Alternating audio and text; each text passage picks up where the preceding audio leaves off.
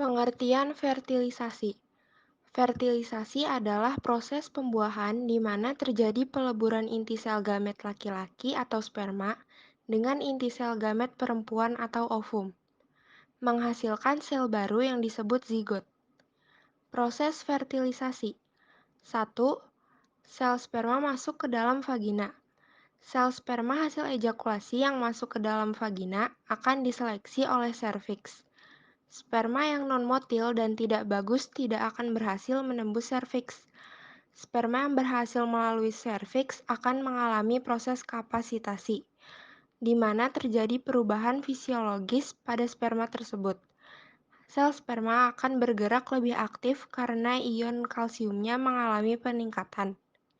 Semakin mendekat sel sperma dengan sel telur, antigen yang terdapat pada permukaan sel sperma akan menghilang. Hal ini yang membuat sel telur terikat dengan sperma. 2. Sel sperma dan sel telur bertemu. Pada tahap ini, sel sperma yang mengalami kapasitasi kemudian akan terjadi reaksi akrosom pada sperma tersebut. Reaksi akrosom ini akan memudahkan sperma menembus sel telur. Sperma menghabiskan waktu paling cepat 45 menit untuk mencapai sel telur. Sel sperma berjalan sekitar 18 cm dari leher rahim atau serviks menuju tuba falopi. Umumnya, sperma berenang kurang lebih 2,5 cm per 15 menit. 3. Sel sperma dan sel telur bersatu. Sel sperma melepas ekornya pada tahap ini, sementara sebagian sperma lain seperti mitokondria bertugas untuk melakukan pembelahan terhadap sel telur, sehingga sperma tersebut bisa masuk lebih dalam ke sel telur yang berukuran lebih besar dari sel sperma, hingga proses pembuahan terjadi. Pembuahan sel telur membutuhkan waktu selama 16 sampai 18 jam. 4. Aktivasi. Setelah proses pembuahan selama 18 jam berhasil, sel telur yang telah dibuahi dinamakan zigot. Ia akan berkembang menjadi embrio yang menempel pada dinding rahim dalam rentang waktu 8-10 hari. Jika tidak terjadi apa-apa, maka akan berkembang menjadi fetus atau janin yang merupakan organisme baru yang akan lahir di dunia. Pengertian gestasi. Gestasi merupakan waktu antara konsepsi atau proses pembuahan sel telur dan persalinan.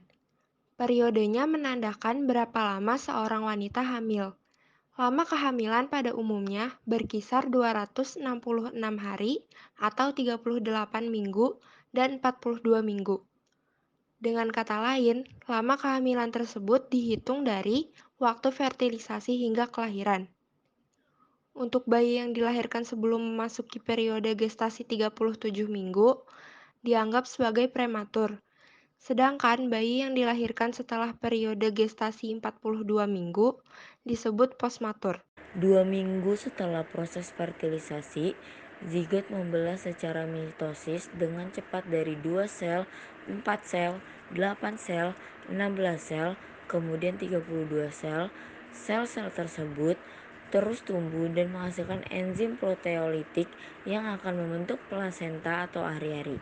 Plasenta sendiri memiliki fungsi sebagai sistem pencernaan, pernafasan, dan ekreksi bagi janin. Cara menghitung usia gestasi dapat dihitung secara manual berdasarkan haid pertama, haid terakhir, atau HPHT, atau menggunakan ultrasonografi atau USG. Haid terakhir tersebut dihitung sebagai bagian dari kehamilan, meskipun sebenarnya tidak benar-benar hamil. Dengan kata lain, haid tersebut adalah sinyal bahwa tubuh sedang bersiap untuk proses kehamilan. Selain itu, menghitungnya bisa juga melalui tes USG. Dokter akan mengukur kepala dan perut bayi untuk menentukan usia gestasi. Usia gestasi terbagi menjadi 2 periode, yaitu periode embrionik dan periode janin. Periode embrionik yaitu ketika embrio ditanamkan pada dinding rahim, yaitu dari minggu ke-5 kehamilan hingga minggu ke-10. Sedangkan periode janin yaitu minggu ke-10 hingga pada kelahiran. Tips-tips menjaga kesehatan organ reproduksi. Kesehatan reproduksi adalah kondisi sejahtera sepenuhnya dari segi fisik, mental, sosial, fungsi, dan proses yang berkaitan dengan sistem reproduksi. Kesehatan reproduksi juga berarti seseorang dapat memiliki kehidupan seksual yang aman, memuaskan, serta kemampuan untuk bereproduksi sesuai dengan kehendaknya. Sistem reproduksi sendiri diperlukan bagi makhluk hidup untuk menghasilkan, melindungi, serta mengangkut sel telur atau sperma.